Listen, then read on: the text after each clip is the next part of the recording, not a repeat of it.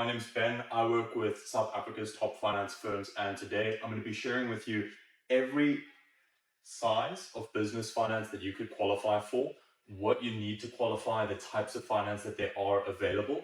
And this is across having helped around 30,000 businesses in the past decade. And that's across 10 finance firms, with the total finance amount being around 15 billion. Now, 100K is sort of your entry, okay? 100K all the way up to about 5 million is sort of your entry range for what we call a short-term business loan. This is a unsecured business loan. Now, some people might hear the word unsecured and they think, oh no, is that like risky? What does that mean? Unsecured means that there is zero collateral, okay? So if you were to get a loan from the bank, let's say you were to buy a house, like a mortgage, for your family, the bank would use that property as collateral when they lend you money, meaning that if you cannot pay them, they will take the house. Now, there are rules in place that protect businesses. That means that for these values, there is no collateral, it's unsecured, and there's no risk of you losing assets, okay? So once we hit around 250K, so I'm going to write here STL, so that's our short-term loans. These, they typically look at 6 months bank statements, they look at your turnover, and it's the norm to qualify for around 1 times your turnover. So if you're producing 300,000 Rand per month, your business can qualify for around 300,000 Rand, right? Now let's talk about this range here, 250K. What happens here? So 250K is typically your minimum for government purchase order finance. This is the second type of finance. And it goes from 250K all the way up to, I've seen deals as large as 129 million for construction, and 250K being your minimum. This is for government purchase orders. So it's your supply and deliver, it's your construction, it's your agriculture, it's your civil engineering. It's, this month we helped a school with the government purchase order for 600,000 Rand worth of stationery and desks. So that's typically the range, 250 all the way to over 100 million. But now, why is it different to a short-term loan? Well, what we see in PO finance, so that's government PO finance, is that while there's no collateral, what the finance firm will do is they'll use your government purchase order as security prior to financing the deal. So this one up here that I saw for 129 million Rand was for the municipality of Eastern Cape, where they had a signed government purchase order that the finance firm could use as security. So while we're looking at the different stages, what you're going to notice is that there's different levels of risk. And all that business is risk with opportunity, and it's a weighing scale, right? And what these firms are looking for is how risky is your business versus how much opportunity is there. And one of the best ways to eliminate risk is with security. And one of the best security providers is the government. Okay, now we're going to talk about this 500K range. So 500K up to 15 million. What happens here? So this is invoice factoring. Okay, and the way that invoice factoring works is, and I saw this when working with retailers like Amazon, large retailers, or you might see it quite frequently in manufacturing. The way that it works is you typically have these 30, 60, or 90-day payment terms where a company expects you to provide a product or service and to only be paid 60 or 90 days later. And if they pay you early, they often get a discount, right? So if I say, hey, I'm going to pay you in 60 days, but I end up paying you in 30 days, maybe I get a 2% discount. But what invoice factoring is, and this is where it gets very interesting, is a finance firm will actually purchase, okay, your invoice from you. So if you've got an invoice outstanding, and let's say that this invoice that's outstanding is for the value of, let's use an easy number like 1 million, okay? What they will do is they'll buy this invoice if you have a reliable debtors book. So maybe you work with big companies. We had a freight company come to us, a very big freight company, probably can't even say their name, and they were processing 15 million rand a month in invoices where the terms were not in their favor. And they came to us, we connected them to a finance firm, and we were able to supply them with invoice factoring, okay? Because they were dealing with big international clients that were reliable and they were paying reliably, but they just needed a little bit of support with bridging finance during these 30, 60, and 90-day windows. So let's use $1 million as an example. Here's what happens. So the finance firm will purchase around 70% of the invoice from you up front, which means that if you thought the invoice would pay you in 60 days, you could actually get 700,000 Rand, okay, up front. Now I know what you're thinking. You're thinking, Ben, what about the other 30%? Because that, at the end of the day, is probably your margin, it's your bottom line, it's your profitability, and you need that, right? So here's what happens. Is now that they own this invoice, they become responsible for collection. So what happens is they will then call up your debtors over 30, 60, and 90 days.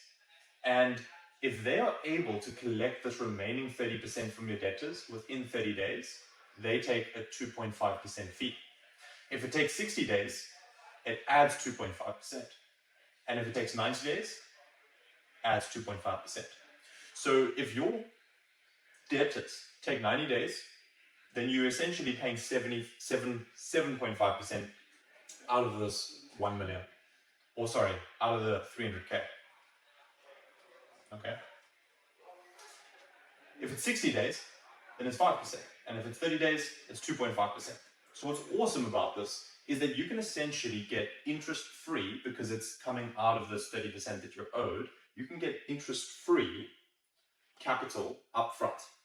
Okay, you're not taking on ridiculous interest rates. It's 2.5, 2.5, 2.5, up to 7.5%. So this is really great if you're in manufacturing, construction, retail, and you've got these big payment windows. I've seen this for logistics companies. I saw this for a construction company in Eastern Cape. I've seen it for agriculture, where you have these long windows of seasons and cycles. And that's everything you need to know about invoice factoring. Okay, now we're going to take a look at this range here, which is 5 million all the way up to 50 million. And this range here is where we start getting into asset-backed.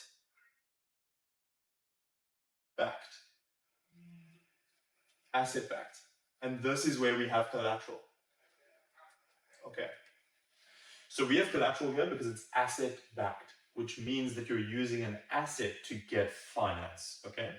So here is a great example. I had a chemical engineer who owned a chemical production plant here in South Africa, and he had a property valued at 30 million. I'm gonna use the red one. I think it's a little bit easier to see. There we go. Okay, so he had a property valued at about 30 million, okay? Which means that he can stake this property as, remember what we were speaking about earlier, security, and he can get 50% loan to value. So what that means is that he can actually secure for himself 15 million in working capital. This is a great move if you're in property, if you're in construction, if you're in retail, logistics, manufacturing. This is a great move because what you're doing is you're pulling liquidity out of your property. And that liquidity can be used for all sorts of things. That liquidity can be used for stock. That liquidity can be used for bulk purchasing and securing discounts on raw materials. That liquidity can be used to pay off very expensive loans that you already have. So that's called consolidation, right? When you consolidate high interest loans with one big loan event. And what's great about this, okay, so your minimum is typically around 500K, and it goes all the way up to about 50 million, which means your property would need to be 100 million to qualify for that. And you're using warehouses, you're using commercial office blocks, You're using land, plots. And what's great about this is that you can get terms from 6 months all the way up to 5 years. And you're typically seeing interest rates of around 3% per month, which is obviously a fraction of what you would get with like a business credit card or business loan. These business loans, you're looking at anywhere between 20 to 30%, which is sort of in line with what a company credit card would get you, right?